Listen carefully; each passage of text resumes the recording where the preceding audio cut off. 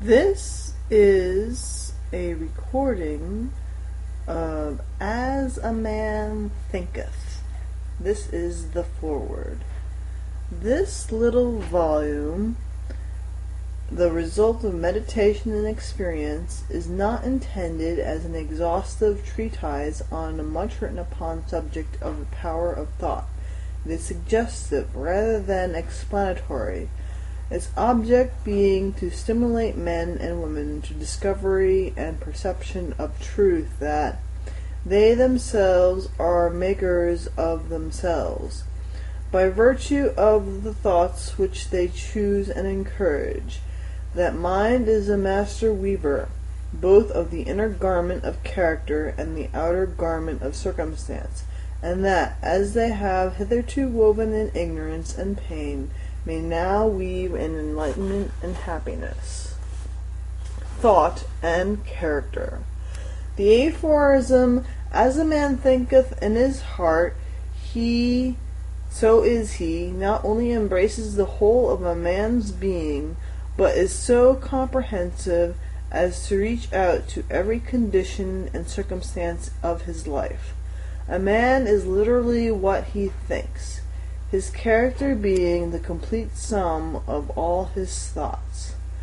As the plant springs from, and could not be without, the seed, so every act of a man springs from the hidden seeds of thought, and could not have appeared without them.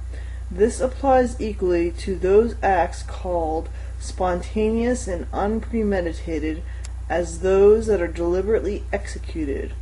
Act is the blossom of thought, and joy and suffering are its fruits. Thus does a man garner in the sweet and bitter fruitage of his own husbandry. Thought in the mind hath made us what we are. By thoughts was wrought and built. If a man's mind hath evil thoughts, pain comes on him as comes the wheel of an ox behind. If one endure in purity of thought, joy follows him, as his own shadow sure.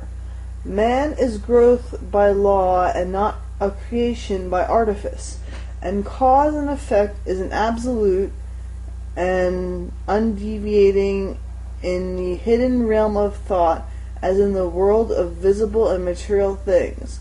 A noble and godlike character is not a thing of favor or chance, but is the natural result of continued effort in right thinking, the effects of a long-cherished association with godlike thoughts.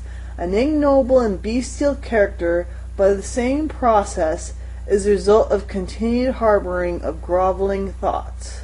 Man is made or unmade by himself. In the armory of thought he forges the weapons by which he destroys himself.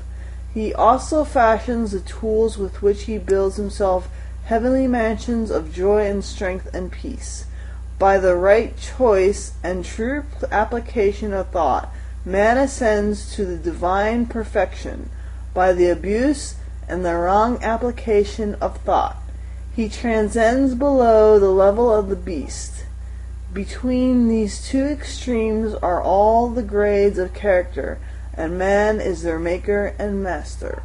Of all the beautiful truths pertaining to the soul, which have been restored and brought to light in this age, none is more gladdening or fruitful of divine promise and confidence than this, that man is the master of thought, the moulder of character, and the maker and shaper of condition, environment, and destiny. As a being of power, intelligence, and love, and the lord of his own thoughts, man holds the key to every situation, and contains within himself that transforming and regenerative agency by which he can make himself what he wills.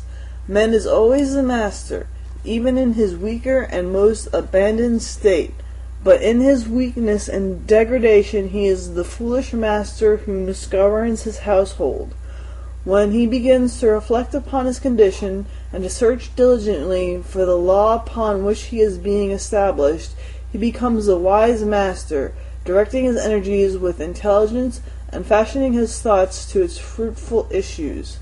Such is the conscious master, and a man can only thus become by discovering within himself the laws of becoming thought, which discovery is totally a matter of application, self-analysis, and experience.